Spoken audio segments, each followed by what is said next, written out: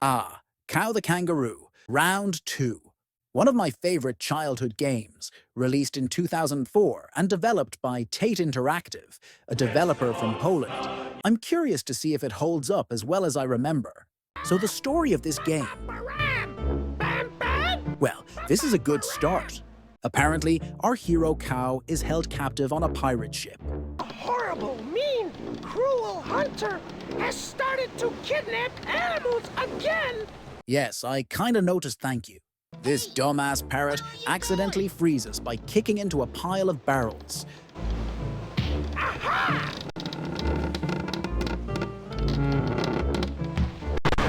We did it! We'll take it, and we're off.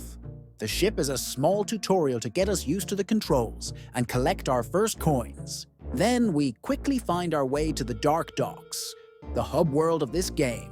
There we're horrified to see the animals jump onto the hunter's ship completely of their own accord. This isn't really what I envisioned by captured. Our parrot friend attempts to be impressive by squaring up to a sailor, but gets promptly pulped. This is a good start so far.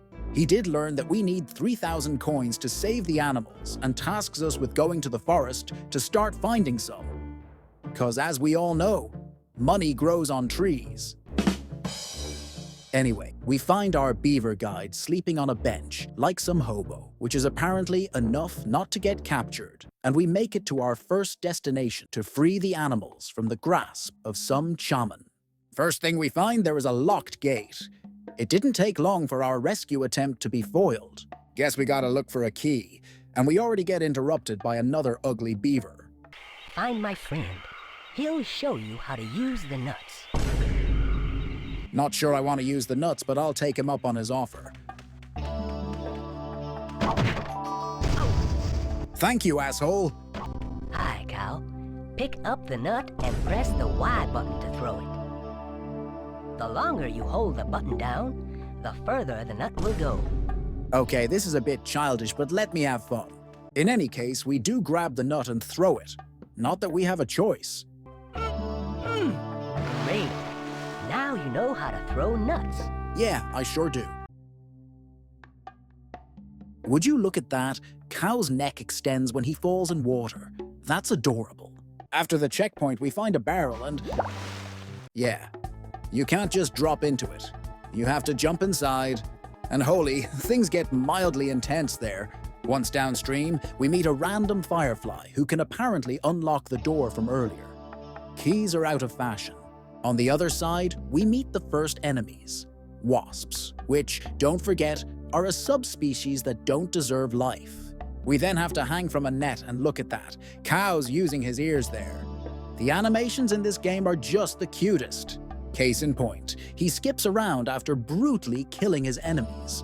We also take on walking chestnuts coming from above to stop us. I must say, this hunter is quite talented if he can bribe the trees too. We eventually find a beaver caged in his own basement, and upon being freed, he immediately goes back to working tirelessly. An example for the people. The second beaver we save gives us free advice. Thank you, Cow. Not far from my cabin lives a giant plant that has fallen under the magician's spell. Be careful. The plant will attack you when you get near it. Press the B button quickly so you can roll under it. When you get close to the stem, cut it with your powerful tail. Press the A button and the X button. Okay, let's give it a try. Well, that didn't work. Let's do that again.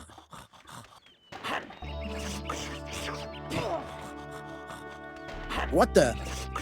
Okay, so by roll under it, they meant run in the complete opposite direction. And by cut it with your powerful tail, they mean it takes 3 hits to kill the plant. Okay, got it, I can do it now. But not without freeing the beavers over again. Help me!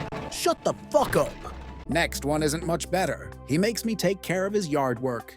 We need to hijack Mama Badger and scare her kids into those holes. Once they're all gone, it makes giant mushrooms grow because badgers ate them, I guess. I don't really know, but that chore allows us to get across, and we urgently get told of a new, much more dangerous threat. Run, run! The great bear is coming. So this is the fearsome bear. Frankly, the friendly beavers look way more terrifying. To escape it, we need to collect the springs in the way to go faster.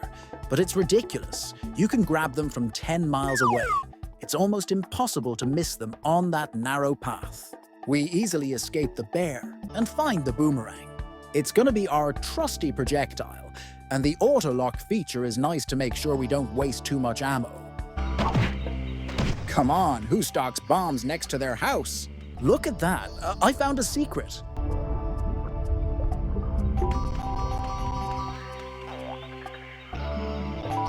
Now this is nice. If only I knew what those crystals and stars were for. Next, we have to use our nut-throwing ability to make a path across the water. And this process is really, really slow. I don't think that was really needed in the game. The best part is if you die before the next checkpoint, you have to redo the whole thing again. Life is pain! Thank you, Cow. I'm free now. I won't be forced to dig crystals no more. What do you mean you just left as I approached? I didn't do anything. And now there's lava in the way. What kind of forest is that? To finish the level, we come across the dynamite sticks running at you, which used to scare me as a kid. And we need to guide one to this sealed mushroom to access the next level. The Great Trees. It's predictably filled with deadly drops and bridges everywhere, as well as bombers. Also as a warning, it looks like you can cheese that, but an invisible dome pushes you to your death if you try. And what's with that Pikmin death sound? Anyway, we go the intended way, narrowly avoiding barrels, although it's not as if anything deals meaningful damage in this game. And whoops, see that spring? That means we have to run away from a crumbling bridge. The complete lack of ambience makes it comical though. After that, we jump on bouncy clouds. But careful, after 3 landings they disappear and leave you to die. Would have been good to have a hint about that. This level's definitely full of surprises. Now I found a flying helmet. Look at that drip. It kinda has a tendency to disappear with no warning, but it's still handy to cross large gaps. Good news, everyone. I figured out what the stars are for. Great! You have collected 50 stars and improved one of your skills. Now you can jump farther. Well, I hope the other stars will be more helpful. Second good news, I found my long-lost cousin Jerry. He seems to have turned aggressive. I know it's been long, but how's that a way to treat me? He's also super fast and invincible. Now that runs in our spider genes. Never mind. Oh, joy of joys. We have to deal with more nuts now. This one's a puzzle, and as you can see, I kinda messed it up. It wasted my time a bit more, but it's all right. Since after that, we quickly find a beaver Blair witching, and he takes us to his secret lair. Surely it'll all be fine. Now we're on our way to the first boss. But those beavers sure can take a beating. They could easily kill him without my help. Of course, to thank me for the help, they have bombs in their barrels and giant kangaroo eating plants in their garden. Ungrateful pricks. Not to mention those booby-trapped bridges. What's up with that? It's also here I accidentally found out you can glide by keeping the jump button pressed. That's the kind of thing you should put in the tutorial too. You know, we use this raft thingy to go down the river, and ugh, those things sure are ugly, whatever they are. Now we need to make a detour to open a gate by platforming on those spiky bridges again. Which is all right, since the traps are always in the same spot. It's easy enough. What the fuck was that scream? This is supposed to be a children's game. Anyway, beaver saved, gate opened, and back down the river we go until the next one 50 feet away. This is gonna be the whole level, right? All that to collect 10 coins and hit a button right next to where we stopped. At least make it interesting. Now that's more like it. Go down pillars, press the button that makes the water rise, and go back up the pillars before they sink. That's something at least. For the 4th gate, we hang onto spider webs, my speciality. And this was the last one. I think we found the villain's lair. guarded by 2 gnomes. And look at the state of this fight. Cow's roll sends him barreling straight in front of where he's facing. But he takes a while to turn around, so shit like that happens a lot.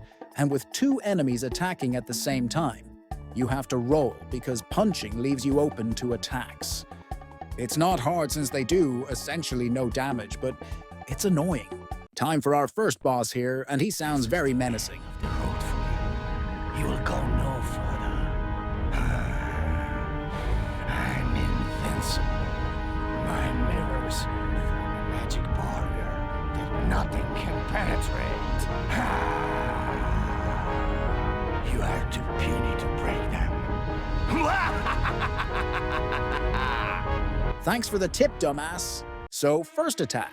And if you don't know it's coming, you're gonna get hit. What you need to do is ground pound those green spots and throw boomerangs at the magic mirrors, which does make the barrier disappear.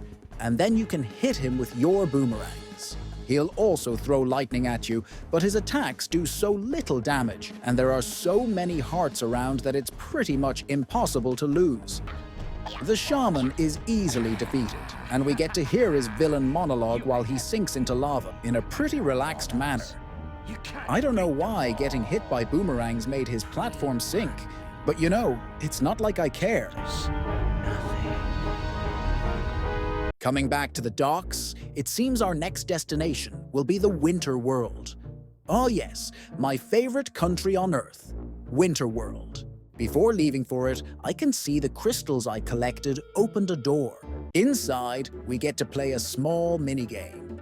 It's a jump rope, where you simply have to press the button shown. It's painfully easy, and you get nothing more than a congratulation message for completing it. What a waste of my time. With that, we jump into the train just before it leaves. What luck. Here we are. Beautiful Winter World. Always wanted to visit. Its snowball-spewing caverns, its indigenous killer stalactites, many renowned wonders to see. Tourism is fun, but duty calls. All aboard the catapult to go at war with more of those bomber balloons. We also meet hunters firing in spurts. How lucky we get boomerangs floating there to go toe-to-toe with them. Another one of my cousins lives here, but he doesn't seem to recognize me. What a shame. There are more killer balloons here, but they're nice enough to wait until I get my own weaponry out before they start shooting. And thank God for that, because they get actually a bit challenging when they gang up on you like that.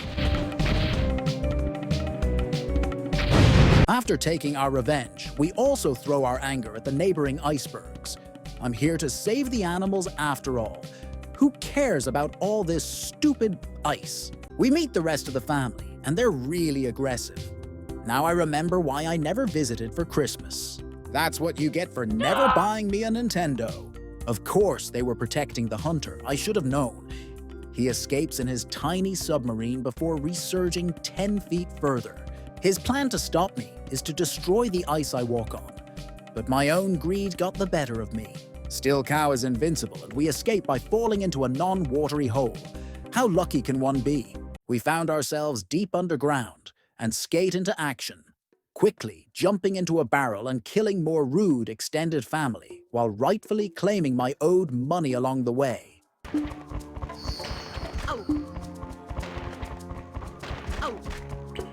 Great! You have collected 50 stars and improved one of your skills. Good timing. In this ice cave here, we have to shoot stalactites down to create a path across the water before they sink and instantly grow back on the ceiling. This does lead us to skate down this dangerous slope which leaves us in another cave with more skating around, but this time on ice that breaks. After that, we finally escape the caves, and now we're snowboarding down a mountain. It's nice and all, but of course there's a machine trying to stop us by just creating ice spikes out of the ground. That's pretty messed up. Small correction. It's a volcano we're going down, as this epic rail grinding section shows. Nope.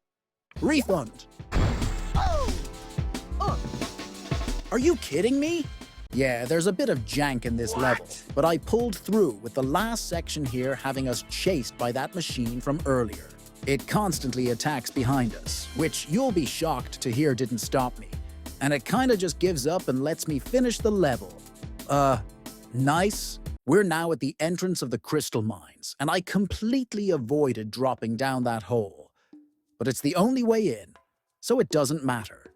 Here we find crystals to replace the nuts of the forest.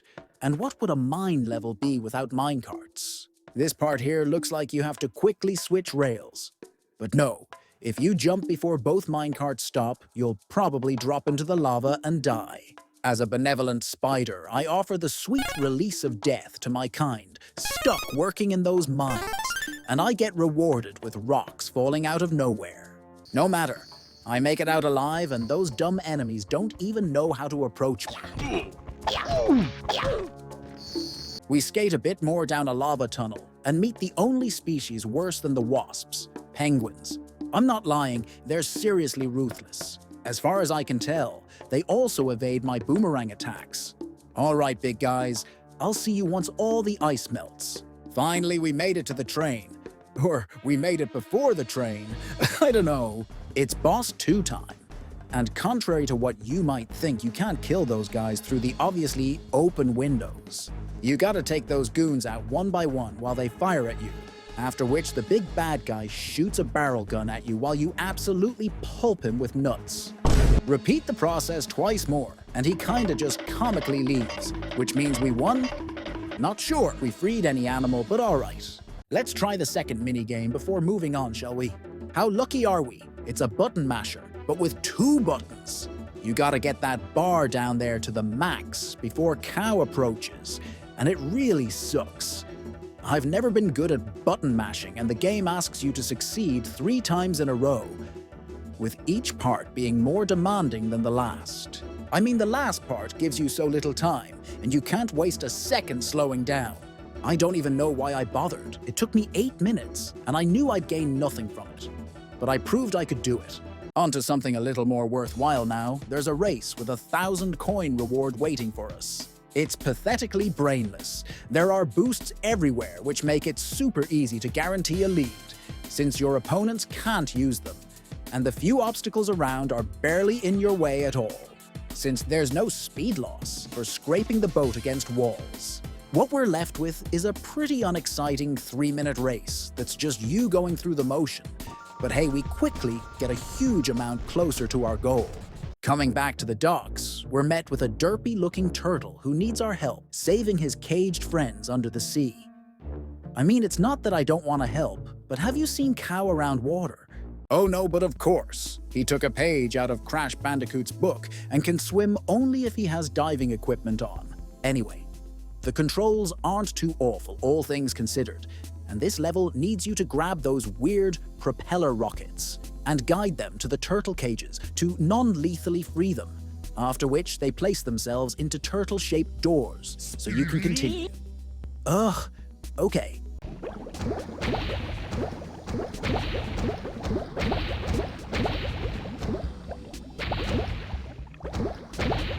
Never forget, kids, ugly creatures don't deserve life. For a water level, the design is pretty claustrophobic, relying more on tunnels and small open sea pockets than a vast ocean to explore, which I don't dislike. Wish I had more to say, but except for the shark skeleton, nothing else really stands out in this stage. Well, we do get a mini-boss in the form of this manta ray, and it absolutely kicked my ass until I realized dodging was useless, and to just shoot it as fast as possible. Bruh. Take that, you who wanted to defend your home. And right behind it, this rocket is randomly the end of the level. Must be mating season because now my rocket is being followed by others. Yes, this level abandons the swimming for an auto-scroll type experience of you rushing through more tight corridors. It's a decent experience, but what bugs me is this door right here. It looks like a bonus area, but no, you can't get in. We eventually free a turtle and go back to our swimming to end the level, which takes us inside a sunken ship. And I find that really neat. We escape the ship and well no, there really was no secret area. We're already fighting the polluting octopus. Gotta love a game that doesn't make its water world drag on for too long. Once again, it's a genius telling us exactly how to defeat him. This fight, though, is kind of a mess.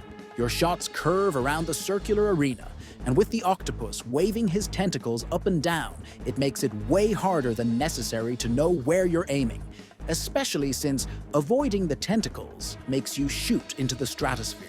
This part is not my definition of fun. Once the octopus is tentacleless, we get a free health refill, and we have to guide a missile inside a ridiculously narrow tunnel up to, another ridiculously narrow tunnel. The squids then come out to play, and those are definitely jellyfish, and they suffer from the same aiming problem from earlier, and once they're all dead, congrats. Do all that again 2 more times. It's not difficult since you have to get hit like 15 times to die, but it's unrewarding because 80% of the fight is you just pressing the fire button, hoping for your shots to land. This thing couldn't be over soon enough. Even the boss death sucks. Like, what was that? We come back to see our parrot buddy captured by those brutes, and of course, we're still missing a couple hundred precious coins to get through. I am so saddened by the loss of this bird. We really tried all we could. Here's a little bonus glitch before moving on to the next world. Another feathered friend proposes to help us with our finances by leading us to a hidden treasure. One of the hunter's loyal henchmen hid a huge treasure in the volcano on my island. Your path won't be easy. There are lots of traps for the unwary. You'll have to hurry to get there before the pirate.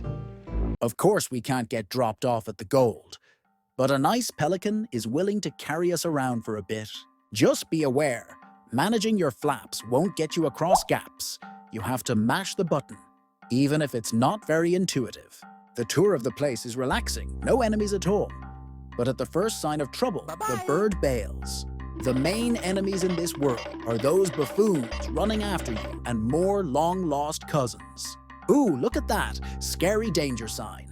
Yeah, we somehow found ourselves inside an erupting volcano and have to escape. The inhabitants are here to help out a bit, but not too much.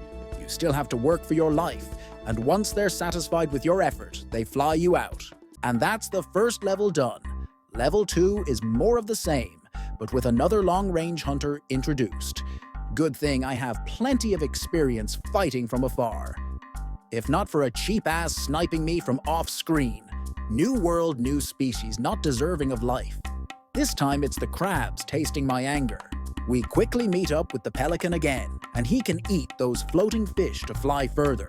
It's not more difficult, so you have to wonder why they bothered adding this mechanic at all. Now for something more interesting, we have to race a boulder by going through those rings to build the track for it so it can crash down below and open the path for us. Got it? What's the science of floating rings building a track for a boulder? Who knows? But I did it first try.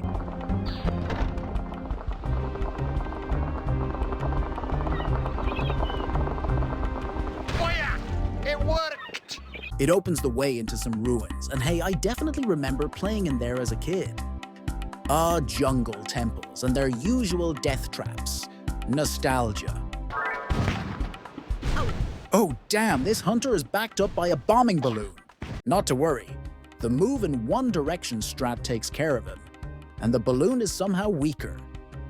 With that, our pelican fellow does his best to bring us to the next level, the volcano ruins, and we instantly get acquainted with the bullshit of this level. So the ruins then, they're a maze of fire-breathing walls and electric gates. Everyone's favorite ancient artifact, and Cow has to go through his best solid snake impression to get past them. I don't really know if electricity works like that. This whole thing is a bit messy to go through, and look at the absolute bullshit on display here. And now we're getting chased by a random lava wave. Treasure hunting isn't easy, I tell you. It's not exactly difficult either. One shut door, and we're on our merry way. In there, we do something worthwhile and get our first proper upgrade, the infinity roll. If anything else, we can finally move faster. No more need to camp those shitty hunters, take that. We take the elevator nicely placed over this lava river and make it to the treasure we have to collect in a life-sized claw game. If I could catch anything, Also, don't ask me why solid gold rises from the lava. I have no idea either. With all that, we're a good 1,000 coins richer. I even have enough to get myself a nice retirement after that. Our friend comes down just to congratulate us, and Cow makes his way back to the docks by himself, carrying all that heavy gold. Seems a little bit dangerous. Sure enough, the pirate was waiting outside to steal our hard-earned reward. Of course, we have to fight off the goons first, and the infinite roll makes this so much easier. After that, the pirate has no choice but to fight us directly, and once bullied, he spins and buries himself into the ground. Damn, I don't want to be hit by that guy. Then you have to guess. You need to ground pound and get out of the way fast. Just great. Once you get how the fight works, it's pathetically easy. They try to mix you up with birds, but just spend the whole fight in a ball and you pretty much won, leaving the defeated pirate to swim after his own ship. We can now pay our way down the docks, and I kinda wonder what happens if you avoid as many coins as you can during the game. Do you get soft-locked here? Well, I didn't, and here we are. An average evening in Britain. We find a lucky box, so we can get picked up in the box factory and make it in a definitely boxless area, where we have to make it through some of the slowest pace platforming of the game, especially when you fall down and have to redo the whole thing again. Back outside, we fight the same usual peons and play some easy Donkey Kong. The final stretch of the game is easily the weakest part so far. Thankfully, the devs put another runaway section here to wake me up from my slumber, and after it, the hunter just gives up and lets us aboard. Well then, you'd think this is a trap, but no, we're just exploring the ship like we own the place. We do find some trapped animals in there, and it's up to us to free them, of course, with buttons hidden in places like the Ice Spike's room. A true pirate ship classic, this one. Freeing the turtle even starts sinking the ship. Well thought out design. I'm sorry to inform you, we also have to free the parrot and meeting back with him. Oops, we have to escape fast. Of course, he can't even dream of being a pelican, so I have to platform on my own. We make it up to the deck, and the hunter is waiting for us. This is the final battle. You throw boomerangs at him while avoiding his own bullets, and he then drops a bomb to destroy his ship little by little. This first phase feels extremely long. You have to go through 6 bombs before you can move on to the parrot, not leaving you to die on the burning ship, but on the sinking pier, and this part is pretty demanding. Plus, if you miss a single jump, you have to redo the fight from the start. After an extremely close call right there, I make it to the last phase of the fight, and seeing the hunter hiding like that. You might think you need to wait for an opening, but no. If you do that, he'll manage to escape. You have to approach him and throw all you can to his face. About 10 hits should do it. Enjoy this dramatic piece of art. You bit me!